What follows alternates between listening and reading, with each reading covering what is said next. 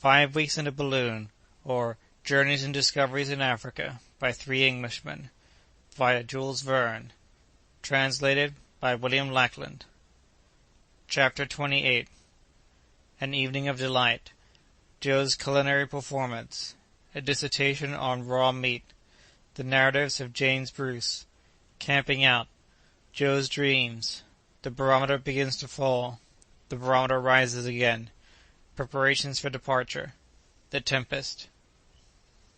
The evening was lovely, and our 3 friends enjoyed it in the cool shade of the mimosas, after a substantial repast, at which the tea and the punch were dealt out with no niggardly hand. Kennedy had traversed the little domain in all its directions. He had ransacked every thicket and satisfied himself that the balloon party were the only living creatures in this terrestrial paradise. So they stretched themselves upon their blankets, and passed a peaceful night that brought them forgetfulness of their past sufferings. On the morrow, May 7th, the sun shone with all his splendor, but his rays could not penetrate the dense screen of palm-tree foliage, and as there was no lack of provisions, the doctor resolved to remain where he was while waiting for a favorable wind. Joe had conveyed his portable kitchen to the oasis, and proceeded to indulge in any number of culinary combinations, using water all the time with the most profuse extravagance. What a strange succession of annoyances and enjoyments, moralized Kennedy. Such abundance as this after such privations, such luxury after such want. Ah, I nearly went mad. My dear Dick, replied the doctor, had it not been for Joe, you would not be sitting here to-day discoursing on the instability of human affairs. Whole-hearted friend, said Kennedy, extending his hand to Joe. There's no occasion for all that, responded the latter. But you can take your revenge some time, Mr. Kennedy, always hoping that you may never have occasion to do the same for me. It's a poor constitution, this of ours, to succumb to so little, philosophized Dr. Ferguson. So little water, you mean, doctor, interposed Joe. That element must be very necessary to life. Undoubtedly, and persons deprived of food hold out longer than those deprived of water. I believe it. Besides, when needs must, one can eat anything he comes across, even his fellow creatures, although that must be a kind of food that's pretty hard to digest. The savages don't boggle much about it, said Kennedy. Yes, but then they are savages, and accustomed to devouring raw meat. It's something that I'd find very disgusting for my part. It is disgusting enough, said the doctor, that's a fact, and so much so indeed that nobody believed the narratives of the earliest travellers in Africa, who brought back word that many tribes on that continent subsisted upon raw meat, and people generally refused to credit the statement. It was under such circumstances that a very singular adventure befell James Bruce. Tell it to us, doctor. We've time enough to hear it, said Joe, stretching himself voluptuously on the cool greensward. By all means. James Bruce was a Scotchman of Stirlingshire, who, between 1768 and 1772, traversed all Abyssinia, as far as Lake Chiana, in search of the sources of the Nile. He afterward returned to England, but did not publish an account of his journey until 1790. His statements were received with extreme incredulity, and such may be the reception accorded to our own. The manners and customs of the Abyssinians seemed so different from those of the English, that no one would credit the description of them. Among other details, Bruce had put forward the assertion that the tribes of eastern Africa fed upon raw flesh, and this set everybody against him. He might say so as much as he pleased, there was no one likely to go and see. One day, in a parlour at Edinburgh, a Scotch gentleman took up the subject in his presence, as it had become the topic of daily pleasantry, and in reference to eating the raw flesh, said that the thing was neither possible nor true. Bruce made no reply, but went out and returned a few minutes later with a raw steak, seasoned with pepper and salt, in the African style. Sir, said he to the Scotchman, in doubting my statements you have grossly affronted me. In believing the thing to be impossible, you have been egregiously mistaken, and in proof thereof you will now eat this beefsteak raw, or you will give me instant satisfaction. The Scotchman had a wholesome dread of the brawny traveller, and did eat the steak, although not without a good many wry faces.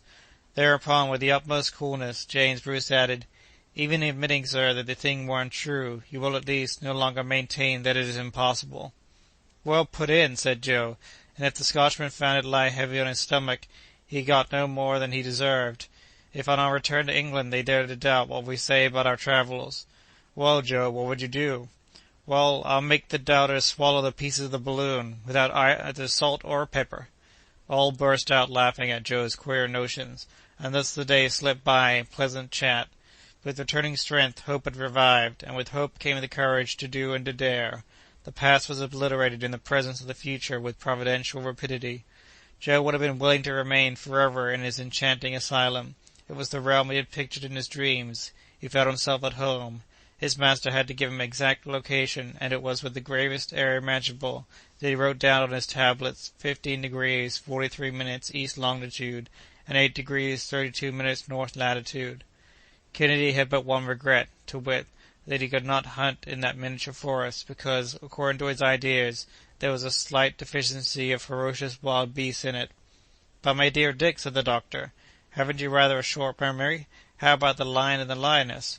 "Oh, that!" he ejaculated, with the contempt of a thoroughbred sportsman for game already killed. "But the fact is that fighting them here would leave one disposed that we can't be far from a more fertile country." "It don't prove much, Dick, for those animals, when goaded by hunger or thirst, will travel long distances, and I think that to-night we'd better keep a more vigilant lookout and light fires besides." "What, in such heat as this?" said Joe.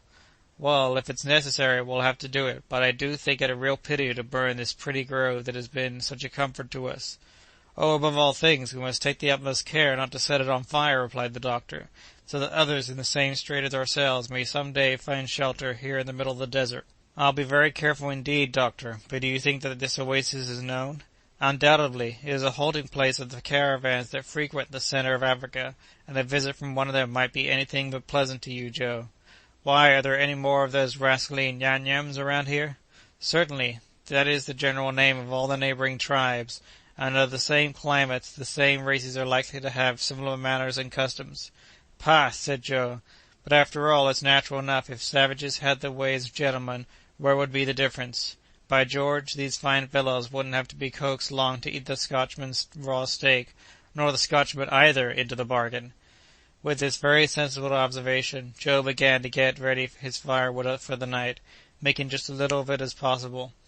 Fortunately, these precautions were superfluous, and each of the party, in his turn, dropped off into the soundest slumber. On the next day the weather still showed no sign of change, but kept provokingly and obstinately fair. The balloon remained motionless, without any oscillation to betray a breath of wind. The doctor began to get uneasy again. If their stay in the desert were to be prolonged like this, their provisions would give out. After nearly perishing for want of water, they would, at last, have to starve to death. But he took fresh courage as he saw the mercury fall considerably in the barometer, and noticed evident signs of an early change in the atmosphere. He therefore resolved to make all his preparations for a start, so as to avail himself of the first opportunity. The feeding tank and the water tank were both completely filled. Then he had to re-establish the equilibrium of the balloon, and Joe was obliged to part with another considerable portion of his precious quartz. With restored health, his ambitious notions had come back to him, and he made more than one wry face before obeying his master. But the latter convinced him that he could not carry so considerable a weight with him through the air, and gave him his choice between the water and the gold. Joe hesitated no longer, but flung out the requisite quantity of his much-prized ore upon the sand. "The next people who come this way," he remarked, "will be rather surprised to find a fortune in such a place." "And suppose some learned travellers should come across the specimens, eh?" suggested Kennedy. "You may be certain, Dick, that they would take him by surprise, and that he would publish his astonishment in his several folios, so that some day we shall hear of a wonderful deposit of gold-bearing quartz in the midst of the African sands. And Joe there will be the cause of it all." The idea of mystifying some learned sage tickled Joe hugely and made him laugh.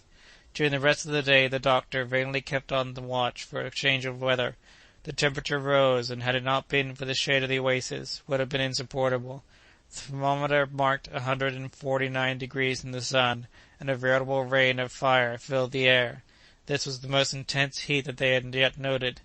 Joe arranged their bivouac for that evening, as he had done for the previous night, and during the watches kept by the doctor and Kennedy there was no fresh incident. By toward 3 o'clock in the morning, while Joe was on guard, the temperature suddenly fell. The sky became overcast with clouds, and the darkness increased. "Turn out!" cried Joe, rousing his companions. "Turn out! Here's the wind!" "At last!" exclaimed the doctor, eyeing the heavens. "But it is a storm! The balloon! Let's hasten to the balloon!" It was high time for them to reach it. The Victoria was bending to the force of the hurricane and dragging along the car, the latter grazing the sand. Had any portion of the ballast been accidentally thrown out, the balloon would have been swept away, and all hope of recovering it had been forever lost. But fleet-footed Joe put forth his utmost speed and checked the car, while the balloon beat upon the sand, at the risk of being torn to pieces. The doctor, followed by Kennedy, leapt in and lit his cylinder, while his companions threw out the superfluous ballast.